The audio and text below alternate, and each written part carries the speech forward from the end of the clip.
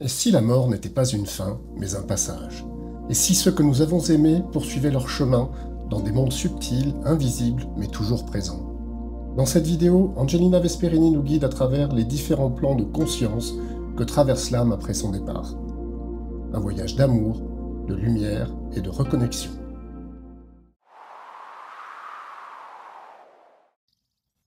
Bonjour à tous. Beaucoup de personnes qui viennent me consulter se demandent ou se posent des questions sur ce qui arrive à leurs proches lorsqu'ils quittent ce monde. Et j'avais envie de vous parler des différentes étapes que franchit la personne décédée lorsqu'elle va rejoindre l'au-delà. La première étape, c'est la sortie de corps. L'âme va quitter son corps physique et va se retrouver très proche de lui, encore dans la matière, avec la sensation de vitalité, sans pouvoir toutefois interagir avec le monde des vivants. Il est très important de connaître les circonstances du départ, s'il a été brutal ou pas, parce que la confusion qui peut régner de l'autre côté au moment du départ va pouvoir être apaisée via l'intermédiaire d'un médium pour justement entrer en communication et faire comprendre aux défunts qu'ils se trouvent dans un ailleurs de façon à apaiser peut-être ses craintes. Vous pouvez de votre côté lui envoyer des paroles douces, réconfortantes, en lui expliquant que vous savez qu'il est parti et qu'il est libre de cheminer, que l'amour persiste toujours.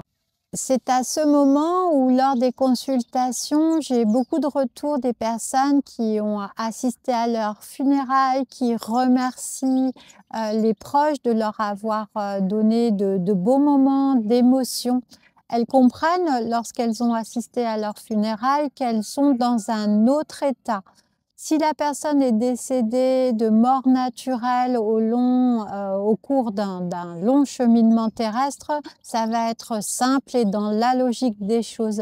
Il en est tout autrement lorsqu'il y a un décès brutal, vous l'aurez compris.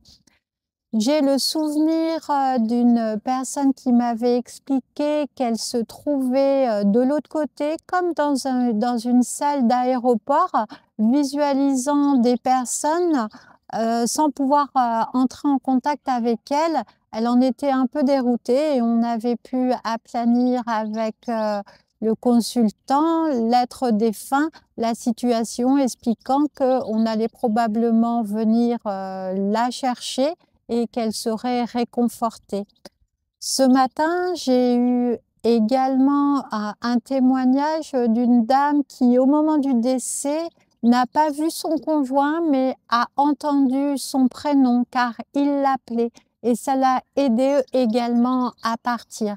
Voilà plein d'anecdotes qui me font comprendre que le moment tout proche du décès est un moment d'interaction impossible, mais de présence forte. C'est pour ça que vous ressentez, vous, de votre côté, des frissons, des sensations de présence. Vous pouvez tourner la tête et sentir la présence encore dans la pièce. L'âme n'est pas totalement sortie de la matière.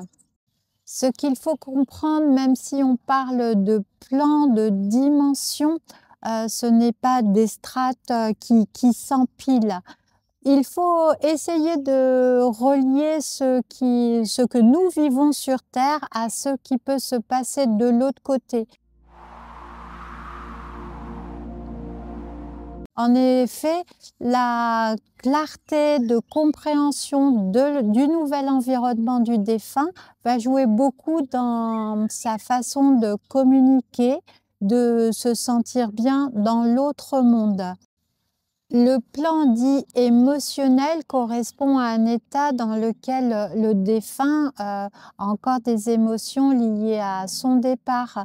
Il peut rester un certain temps sur ce plan-là parce qu'il a besoin de faire comprendre à ses proches ou en tout cas d'intégrer certaines choses.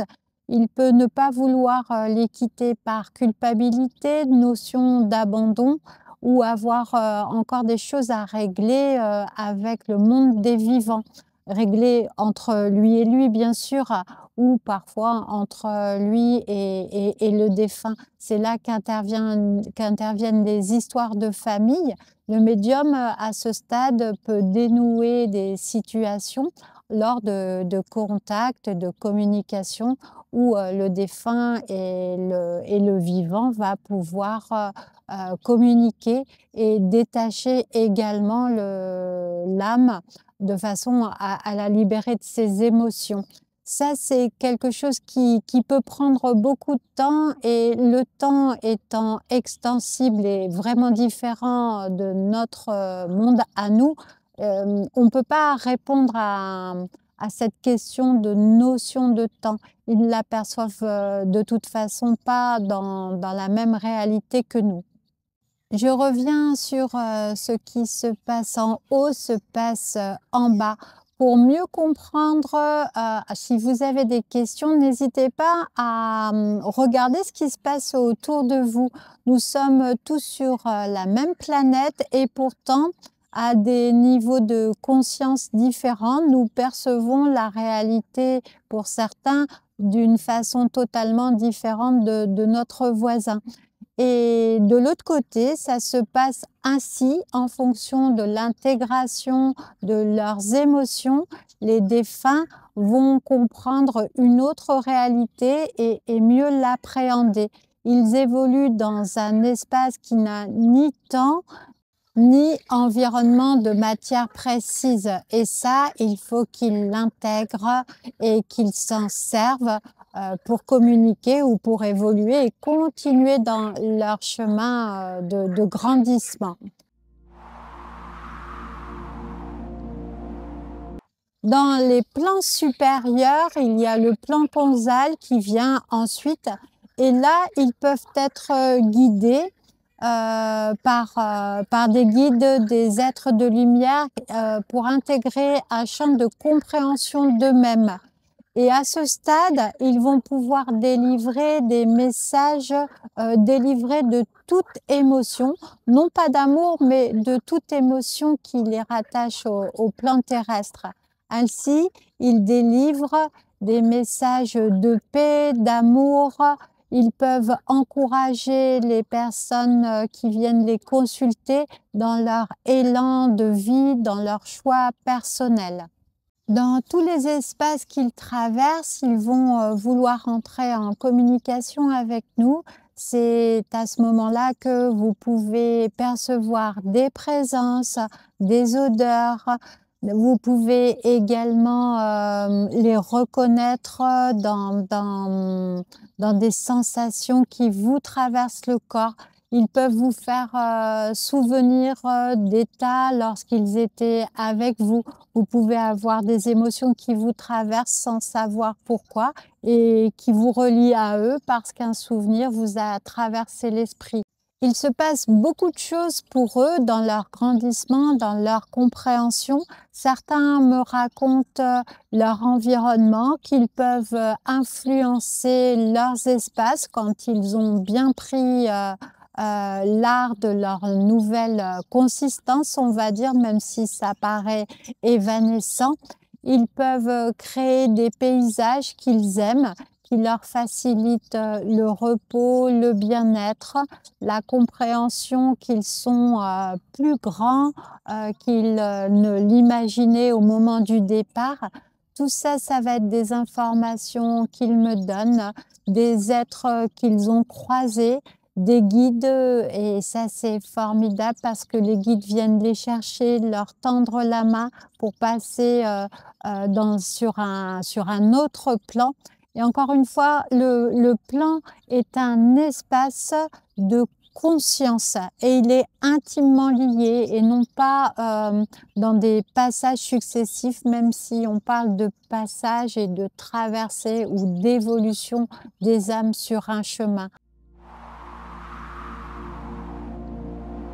Sur des hauts plans de conscience, les communications avec le médium les médiums vont pouvoir transmettre des informations où le consultant parfois ne reconnaît pas son grand-père ou sa grand-mère qui me disent « Oh, mais il n'aimait pas ou il était en mauvaise relation avec ma mère, je ne comprends pas pourquoi il vous dit cela et qu'il l'aime. » C'est que de l'autre côté, le chemin faisant, ils ont appris à ressentir, vivre les choses d'une différente manière.